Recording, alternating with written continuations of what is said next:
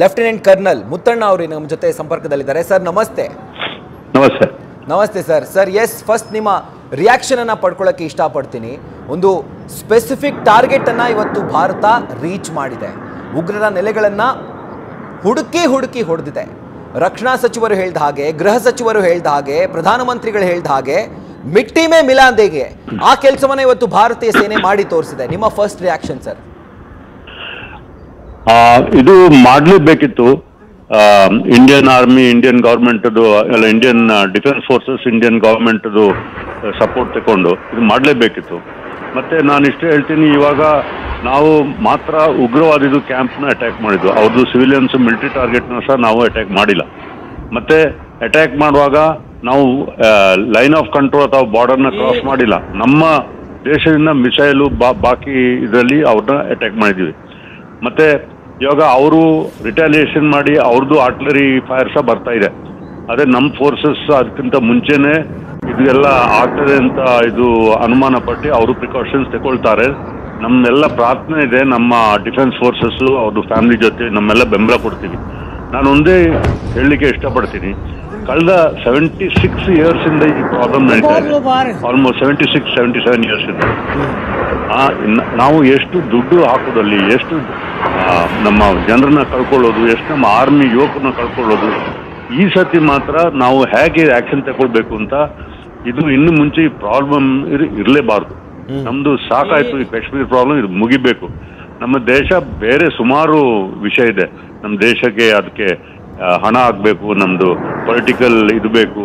So ಅದಕ್ಕಾಗಿ ನಮ್ಮ ಪ್ರಾರ್ಥನೆ ಏನಂದ್ರೆ, ಇದೊಂದು ಇವತ್ತು ಈ ಆಕ್ಷನ್ ಎಷ್ಟು ದಿವಸ ನಡುತ್ತೆ, ಇದು ಆದ್ಮೇಲೆ ಫುಲ್ಲಿ ಪ್ರಾಬ್ಲಮ್ಮೇ for once and for all settle ಆಗಬೇಕು ಅಂತ ನಾವು ಇಷ್ಟಪಡ್ತೀವಿ. ರೈಟ್ ಸರ್, ನಿಮ್ಗೆಲ್ಲೋ ಒಂದ್ ಕಡೆ ಅನ್ಸಲ್ವಾ ಸರ್ ಇದು ಜಸ್ಟ್ ದ ಬಿಗಿನಿಂಗ್ ಅಂತ? ಇದು ನೋಡಿ, ಇವಾಗ ನಾವು ಪಾಕಿಸ್ತಾನ ಮೇಲೆ ಪ್ರೆಷರ್ ಹಾಕ್ಬೇಕು. ಪ್ರೆಷರ್ ಹಾಕಿರ್ತೀವಿ. ಇವಾಗ ಇಂಡಸ್ ವಾಟರ್ ಟ್ರೀಟಿನ ನಾವು ಇದು ಮಾಡಿದ್ದೀವಿ, ಶೆಲ್ವ್ ಮಾಡಿದ್ದೀವಿ. ಇವಾಗ ಇವ್ರ ಮೇಲೆ ಇದು ಇಶ್ಯೂ ನಾವು ಅಟ್ಯಾಕ್ ಮಾಡ್ತಾ ಇದ್ದೀವಿ. ಪಾಕಿಸ್ತಾನದ ಸ್ಥಿತಿ ಏನಂದ್ರೆ, ಅವ್ರಿಗೆ ಜಾಸ್ತಿ ದಿವಸ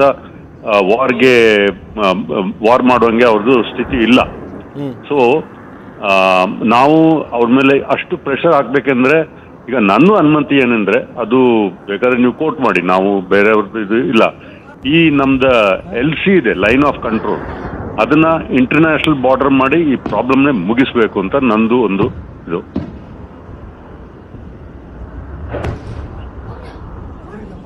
hello. Right sir. Yes sir. Right sir, ಕೇಳಿಸ್ತಿದ್ಯಾ? Yes, sir. We must make the line of control into the international body and force Pakistan to come to negotiating table, sign once and for all, and they should fund terrorism and mind their own business. We will mind our business, make LC into sir ಅಲ್ಲ, practically sir ನೀವು ಹೇಳ್ದ ಹಾಗೆ practically ಇದು possible ಆಗುತ್ತೆ ಅಂತ ಅನ್ಸುತ್ತಾ sir? ಹೌದು, very possible. ಈಗ ಆಲ್ರೆಡಿ ಇಂಡಸ್ ವಾಟರ್ ಟ್ರೀಟಿಯಲ್ಲಿ ನಾವು ಅವ್ರನ್ನ ಮೇಲೆ ಪ್ರೆಷರ್ ಹಾಕಿದ್ದೀವಿ. ಇವಾಗ ನಮ್ದು ಡಿಫೆನ್ಸ್ ಕೇಪಬಿಲಿಟಿ ಅವ್ರಕ್ಕಿಂತ ಸುಪೀರಿಯರ್ ಇದೆ. ಮತ್ತೆ ನಾವು ಇಂಟರ್ನ್ಯಾಷನಲ್ ಕಮ್ಯುನಿಟಿ ಎಸ್ಪೆಷಲಿ ರಷ್ಯಾ ಮೇಲೆ, ರಷ್ಯಾಗೆ ರಾಜನಾಥ್ ಸಿಂಗ್ ಅವರು ಹೋಗಿದ್ದಾರೆ. ಅದು ಯಾಕೆ ಅಂತ ನೀವೇ ಅನುಮಾನ ಮಾಡಿ, ರಷ್ಯಾ ಹತ್ರ ಯಾಕೆ ಹೋಗಿದ್ದು ಅಂತ ರಾಜನಾಥ್ ಸಿಂಗ್ ಅವರು, ಗೊತ್ತಾಯ್ತಲ್ಲ? ಸೊ ಇದೆಲ್ಲ ಆಗಿ ಪಾಕಿಸ್ತಾನ ಇವಾಗ ಐಸೋಲೇಟ್ ಆಗಿಬಿಟ್ಟಿದೆ. ಅವ್ರ ಮೇಲೆ ನಾವು pressure hockey once and for all ಈ ಪ್ರಾಬ್ಲಮ್ ಮುಗಿಬೇಕು. ಅವ್ರು ನೆಗೋಷಿಯೇಟಿಂಗ್ ಟೇಬಲ್ಗೆ ಬಂದು ಆದಷ್ಟು ಬೇಗ ಬಂದ್ರೆ ಒಳ್ಳೇದು. ಯಾಕಂದ್ರೆ ಜಾಸ್ತಿ ಇದು ವಾರು, ಸಫರಿಂಗ್ ಅವ್ರದ್ದು ಬೇಡ ನಮಗೆ. ಹೌದು. So I hope that once and for all this problem is settled. Right. ಹೌದು. ಅಂಡ್ ಮತ್ತೊಂದು ಕಡೆಯಿಂದ ಸರ್, ಪಾಕಿಸ್ತಾನ್ ಈಗ ರಿಟಾಲಿಯೇಷನ್ ನ ಒಂದು ಎಚ್ಚರಿಕೆಯನ್ನ ಕೊಡ್ತಾ ಇದೆ. ನಾವು ಕೂಡ ಪ್ರತಿದಾಳಿಯನ್ನ ಮಾಡ್ತೀವಿ, ತಕ್ಕ ಪ್ರತ್ಯುತ್ತರವನ್ನ ಕೊಡ್ತೀವಿ ಅಂತ ಹೇಳಿ. ನಿಜಕ್ಕೂ ಪಾಕಿಸ್ತಾನಕ್ಕೆ ಭಾರತದಂತಹ ದೇಶ ಹಾಗೂ ಭಾರತದ ಸೈನ್ಯದ ಮೇಲೆ ದಾಳಿ ಮಾಡಿ ಅದನ್ನ ಮೆಟ್ಟಿ ನಿಲ್ಲುವಂತಹ ಒಂದು ಶಕ್ತಿ ಪಾಕಿಸ್ತಾನಕ್ಕೆ ನಿಜವಾಗ್ಲೂ ಇದೆಯಾ? ನೋಡಿ, ಈಗ ಪಾಕಿಸ್ತಾನ್ ಗವರ್ಮೆಂಟ್ಗೆ ಸಹ ಅವ್ರ ಜನಕ್ಕೆ ಒಂದು ತೋರಿಸ್ಬೇಕು, ನಾವು ಇದು ಮಾಡಿದ್ದೀವಿ, ಅದು ಮಾಡಿದ್ದೀವಿ ಅಂತ. ಮತ್ತೆ ಪಾಕಿಸ್ತಾನ ನನಗೆ ಗೊತ್ತುಂಟು, ನಾನು ಅಲ್ಲಿ ಬಾರ್ಡರ್ ಅಲ್ಲಿ ಸರ್ವ್ ಮಾಡಿದ್ದೀನಿ. ಅವರು ತುಂಬಾ ಸುಳ್ಳು ಹೇಳ್ತಾರೆ. ತುಂಬಾ ಸುಳ್ಳು ಹೇಳಿ ಅವ್ರ ಜನರನ್ನ ಏನೋ ಅವ್ರು ಇದು ಮಾಡ್ತಾರೆ. ನಾವು ಆರ್ಟಿಲರಿ ಫೈರಿಂಗ್ ಅಲ್ಲಿ ಇಷ್ಟು ಡಿಸ್ಟ್ರಾಯ್ ಮಾಡಿಬಿಟ್ಟಿದ್ದೀವಿ, ಅಷ್ಟು ಮಾಡಿದೀವಿ, ಅವ್ರ ಜನರಿಗೆ ಒಂದು ಇದು ತಿಳಿವೇ ಮಾಡ್ಕೊಂಡು ಅವ್ರನ್ನ ಫೂಲ್ ಮಾಡ್ತಾ ಇರ್ತಾರೆ. ಕರೆಕ್ಟ್. ಹೌದು. ಯಾವುದು ಬೇಡ ಅಲ್ಲ ಸರ್, ಇವತ್ತು ಕೊಟ್ಟಿರುವಂತಹ ಸ್ಟೇಟ್ಮೆಂಟ್ ಆ ತರ ಇದೆ. 8 ಜನ ಸಿವಿಲಿಯನ್ಸ್ ಸತ್ತಿದ್ದಾರೆ ಅಂತ ಪಾಕಿಸ್ತಾನ ಸ್ಟೇಟ್ಮೆಂಟ್ ಅನ್ನ ಕೊಟ್ಟಿದೆ. ಇಲ್ಲಿ ಭಾರತದ ಸೇನೆಯ ಲೆಕ್ಕ ಪ್ರಕಾರ 70ಕ್ಕೂ ಅಧಿಕ ಉಗ್ರರು ಸತ್ತಿದ್ದಾರೆ.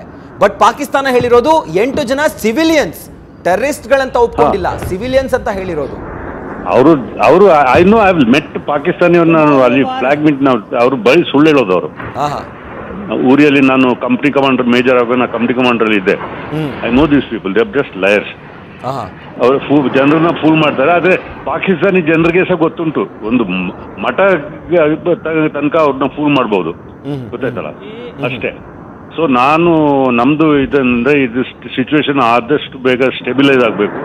ಪಾಕಿಸ್ತಾನ ಎಳ್ಕೊಂಡು ನೆಗೋಷಿಯೇಟಿಂಗ್ ಟೇಬಲ್ನ ಕರ್ಕೊಂಡು ಫುಲ್ ಅವ್ರನ್ನ ಇದು ಟ್ರೀಟಿ ಸೈನ್ ಮಾಡಿ ಇದೆಲ್ಲ ಮುಗಿಸ್ಬೇಕು once and for all. Exactly sir, exactly. I think ಪ್ರತಿಯೊಬ್ಬರು ಕೂಡ ಅದನ್ನೇ, ಭಾರತೀಯರು ಅಂತ ಅಲ್ಲ, ಇಡೀ ವಿಶ್ವದಲ್ಲಿರುವಂತಹ ನಾಗರಿಕರು, ಶಾಂತಿಯನ್ನ ಬಯಸುವಂತ ನಾಗರಿಕರು ಎಲ್ಲರೂ ಕೂಡ ಅದನ್ನೇ ಕಾಯ್ತಾ ಇರೋದು. ಇಡೀ ವಿಶ್ವದಲ್ಲೇ ಈ ಉಗ್ರತನ, ಈ ಉಗ್ರವಾದ ಅನ್ನುವಂಥದ್ದು ನಾಶ ಆಗಬೇಕು ಅಂತ. ಸೊ ಇಂಥ ಉಗ್ರವಾದವನ್ನು ಪೋಷಿಸುವಂಥ ಪಾಕಿಸ್ತಾನ ಅಂತ ದೇಶ ಇದನ್ನ ಫಸ್ಟ್ ಅರ್ಥ ಮಾಡ್ಕೊಳ್ಬೇಕು. ಬಹುಶಃ ಎಲ್ಲ ರಿಟಾಲಿಯೇಷನ್ ಅದೇ ಕಾರಣಕ್ಕಾಗಿ. ಸೊ ಈಗಲಾದರೂ ಪಾಕಿಸ್ತಾನ ಬುದ್ಧಿ ಕಲಿಯುತ್ತೆ ಅಂತ ನಾವು ಕೂಡ ಭಾವಿಸ್ತೀವಿ. ಅಂಡ್ ನಿಮ್ಮ ಫೈನಲ್ ವರ್ಡ್ ಸರ್ ಈ ಒಂದು ಆಪರೇಷನ್ ಬಗ್ಗೆ.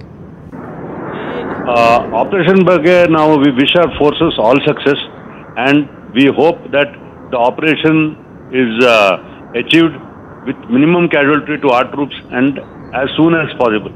And as I said earlier, let us hope that this is the final action to finish this Kashmir problem once and for all. Exactly.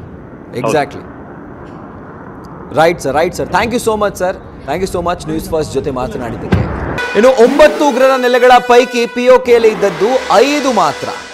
ಇನ್ನು ಪಾಕಿಸ್ತಾನದ ಊರುಗಳಲ್ಲೇ 4 ಉಗ್ರರ ನೆಲೆ ಇತ್ತಂತೆ.